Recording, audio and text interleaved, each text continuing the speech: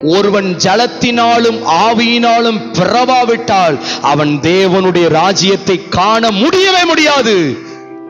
இன்னைக்கு இங்க இருக்கிற ஒருவரும் பரிசுத்த ஆவியானுடைய சத்தத்தை கேளுங்க, காது கொடுத்து. அபிஷேகத்தை நீங்க பெறணும்.